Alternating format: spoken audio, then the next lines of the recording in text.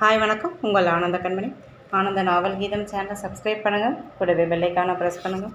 Like பண்ணுங்கள், comment பண்ணுங்கள், share பண்ணுங்கள். வாங்க நாம் இப்போ கதை கேட்க போகலாமா? சுபலதாவின் பிரிதலும் பிரிதல் நிமித்தமும் அத்தியாயம் 29. உறவினர்கள் பரதநிதியை பார்க்க அவன் யாரையுமே பார்க்கவில்லை. பூவிகா தான் பசிக்கலை, அப்புறம் நம்ம குடும்பத்தோடு பசிச்சா சாப்பிட்றேன்னா அதுதான் அவளுக்கு வழக்கம், அதுதான் அவளுக்கு கொஞ்சம் பழக்க வழக்கம் தெரியலை என்றாள். ஏன் உன் கல்யாணத்தப்போ பார்க்கலையா என பரதநிதி உறவு பெண் ஒருத்தி கேட்க, இல்லை, எங்கள் திருமணத்தில் இந்த மாதிரி எல்லாம் இல்லை. நானும் அத்தானும் ஒரே வீட்டில் இருந்ததால் இந்த மாதிரி நிகழ்வெல்லாம் இல்லை என்றாள். செல்வி, இங்கே வா என்று தாத்தா கூப்பிடவும், என்ன தாத்தா என்று வந்தாள். இதோ உன் மாமியார் இலையில் என்ன வேண்டும் என்று கேட்டு வை என்றார். செல்வி மாமியாரிடம் கேட்க, ஒன்றும் வேண்டாம் போதும் என்றார். ஐஸ்கிரீம் சாப்பிடுங்க என்று ஒரு கப் ஐஸ்கிரீமை வைக்க, என்ன செல்வி, மாமியாரை ஐஸ் வைக்கிறியா என்று அண்ணி கேட்க, நோ நோ சும்மாதான் என்றாள் செல்வி. சிரித்த அருந்ததி, வீட்டின் கடைக்குட்டி, ஏகப்பட்ட செல்லம். என் பேரன் ரொம்ப பெரியவன், பூவிகாவை விட ரொம்ப சின்னவள் செல்வி. அதனால் என் பேரன் மட்டுமில்லை, என் மகள் மருமகள் என்ற அத்தனை பேருக்கும் செல்விகா என்றால் உயிர். எங்கள் வீட்டின் இளவரசி. இல்லை என்ற வார்த்தையை கூட நாங்கள் யாரும் அவளிடம் சொன்னது இல்லை. அதுவும் என் மருமகள் இறந்தப்ப +2 தான் படித்தாள் என் பேத்தி. 2 பேத்தியையும் நான் தான் வளர்த்தேன் என்றாலும் சுகன்யா மகள்களை தனியாகத்தான் கவனிப்பாள். அப்பா தாத்தா செல்லம் அதிகம். இவளுக்கு கொள்ளு பேத்தி தன்மிதா கூட சேர்ந்துக்கிட்டு ஒரே ஆட்டம்தான். செல்வி இல்லாமல் தன்மிகா என்னை ரொம்ப படுத்த போகிறா. அப்பா உடம்புல தெம்பு இருந்துச்சு, 2 பேத்தியையும் வளர்த்தேன். இப்போ என்னால் முடியலை. செல்வி தான் அவள் கூட ஓடி ஆடி திரிவா. 2 பேரும் ஒருத்தரை விட்டு ஒருத்தர் எப்படி இருக்க போகிறாங்களோ தெரியலை என்று புலம்ப, பொண்ணுங்க கல்யாணமானா புகுந்த வீட்டுக்கு போகிறது சகஜம்தானே பாட்டி என்றார்கள். ஞானவேல் வீட்டின் மருமகள்கள் உணவு முடிந்ததும் அனைவரும் காலிற்கு வர அந்த பெரிய காலில் சீர்வரிசை பரப்பப்பட்டு இருந்தது. அதை பார்த்த உறவுகள் வாயில் கை வைத்தார்கள். வெள்ளி பாத்திரங்கள், பட்டுப்புடவைகள், வைரம், தங்கம், பிளாட்டினம், நவரத்தினங்கள், ஒவ்வொன்றிலும் தனித்தனி செட்டு நகைகள், புது மாடல் நகைகள் தனியாகவும், சுகன்யாவின் நகைகள், அவள் அம்மாவின், அதாவது செல்விகாவின் அம்மாவளி பாட்டியின் பெரிய பெரிய வைர தங்க நவரத்தின நகைகள் எல்லாம் தனித்தனியாக அந்தந்த பெட்டியில் அழகுற அடுக்கப்பட்டு இருந்தது. அதே மாதிரி இந்தியாவில் எத்தனை ரகமான பட்டுக்கள் இருக்கோ அத்தனையும் தனித்தனியாக பெயர் எழுதி பெட்டியில் இருந்தது.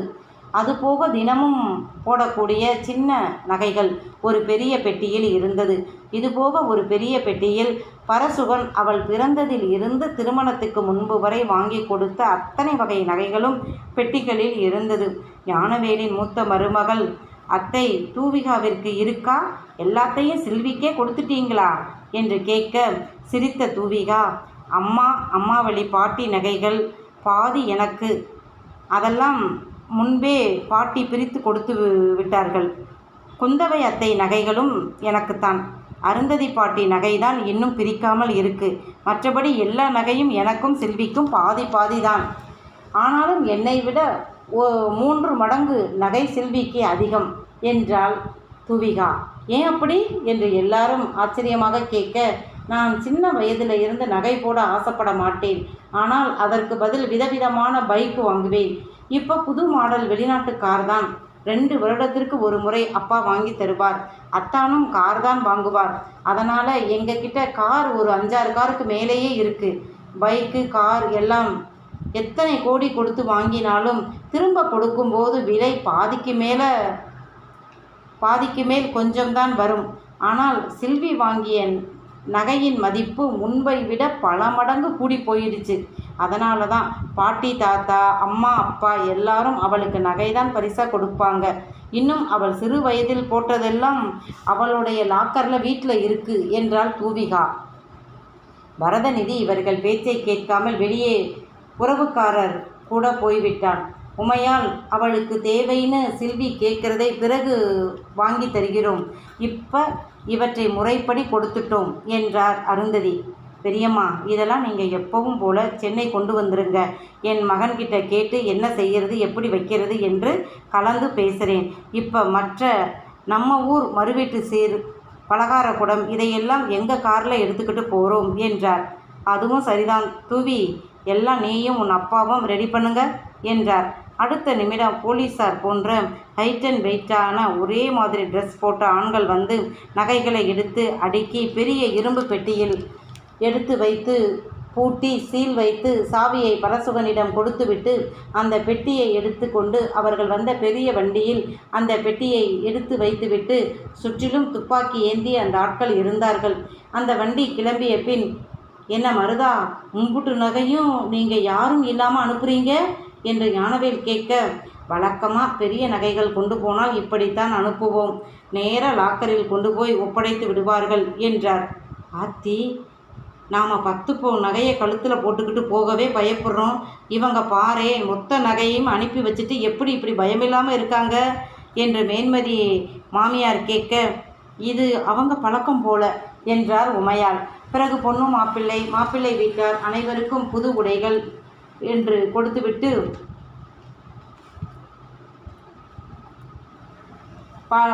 சாஸ்திரப்படி பலகார குடத்தை தூக்கி சில்வி தலையில் ஒரு நிமிடம் வைத்துவிட்டு பிறகு அதை எடுத்து மாப்பிள்ளை வீட்டு காரில் ஏற்றினார்கள்.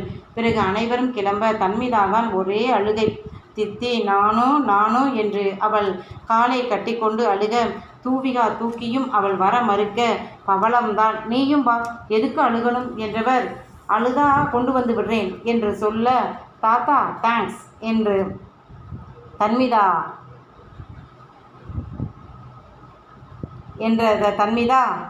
பீட்டி கம் ஹியர் என்றதும் பவளம் சிரித்தபடி அவள் அருகே வர அவர் கைப்பிடித்து இழுத்து குனிய வைத்து அவர் கன்னத்தில் முத்தமிட பவளம் கண்கள் கலங்கியபடி நிமிர அவர் முகத்தை பார்த்தபடி சில்விகா பட்டன பவளத்தின் கன்னத்தில் தானும் முத்தமிட அனைவரும் அதிர்ந்து நின்றார்கள். ஊசி விழுந்தால் கூட கேட்கும் அளவு அமைதி. ஏன், எந்த உணர்வையும் வெளியே காட்டாத பரதநிதி கூட அதிர்ந்துதான் பார்த்தான். கலகலவென சிரித்த சில்விகா, மாமா, இதைத்தானே கொஞ்ச நேரம் முன்னால் நினைத்து கலங்கினீங்க என்று கேட்க, ஆமா தாயி என்றார். நீ இன்னும் அதை மறக்கலையா செல்வி என்று ஆச்சரியமாக பரசுகன் கேட்க, எப்படிடா முடியும், நமக்குள் இருக்கும் 1000 நினைவுகளில் இதுவும் ஒன்று, ரொம்ப பொக்கிஷமானது என்றார் பவளம். என்ன பரசு சொல்கிற, புரியலையே என்று ஞானவேல் கேட்க, ஒன்றுமில்லையா, பரசுகன் என் அம்மா இறந்த மறுநாள் என்னை பார்க்க வந்தான். அப்பதான் இவனை பார்த்ததும் தான் நான் முதன் முறையாக எனக்கு அழுகை பொங்கி வந்தது. ரொம்ப அழுதேன், இவனும் அழுதான். நான் அழுது கொண்டே இருந்ததை பார்த்துட்டு பரசுகனுடைய மக சில்விகா, அங்கிள் அழக்கூடாது என்று சொல்லி என் கன்னத்தில் முத்தமிட்டது. அந்த நேரம் பரதநிதியும் என் அருகே வர, ஹலோ ஃப்ரெண்ட், அங்கிளுக்கு முத்தம் கொடு, அப்பத்தான் அழமாட்டாங்க என்று சொல்ல அவன் வெக்கப்பட்டுட்டு ஓடிட்டான். சில்வி அவனை பிடித்து இழுத்து 2 பேரும் சேர்ந்து எனக்கு முத்தம் கொடுத்தாங்க. இப்போ பேத்தி முத்தம் கொடுத்ததும் எனக்கு அந்த ஞாபகம்தான். நான் கற்பனையில் கூட அந்த குட்டி பெண்தான் என் மருமகள் என்று நினைத்து பார்த்தது கூட இல்லை என்றார். எல்லாம் விதிப்படிதான் நடக்கும் பவளம். யாருடைய பொண்டாட்டியையும் யாரும் கட்ட முடியாது. அவரவருக்கு உரியது தகுந்த நேரம் வரும்போது வந்து சேரும் என்றார் மருதவேல். அனைவரின் எண்ணமும் அதுதான்.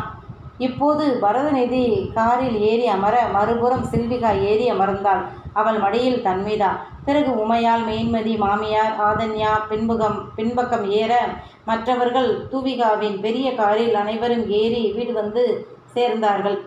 எங்கேயும் நாத்தனார்கள் ஆரத்தி எடுக்க சில்விகா சீருடன் உள்ளே வந்தாள். சில்விகா அறைக்குள் போய் உடைமாற்றி சுடிதார் போட்டுக்கொண்டு தன்மிதாவுடன் வெளியே வந்தாள். அங்கே முற்றத்தில் நெருங்கிய உறவுகள் ஊருக்கு கிளம்பி கொண்டு இருந்தார்கள். அனைவரும் சொல்லிக்கொண்டு கிளம்ப பவன்தான் அவர்களை பஸ் ஏற்றிவிட காரில் அழைத்து சென்றான். அறையில் தன்மிதாவும் சில்விகாவும் விளையாட பின்பக்கம் கிணற்றடியில் மொத்த குடும்பமும் நின்றிருந்தது. என்னம்மா பேசாமல் இருக்கீங்க என்று ஆதன்யா கேட்க, என்னத்தடி பேசுறது, அந்த பொண்ணு இப்படி பண்ணும் என்று கனவா கண்டேன். நம்ம மட்டும் என்றால் பரவாயில்லை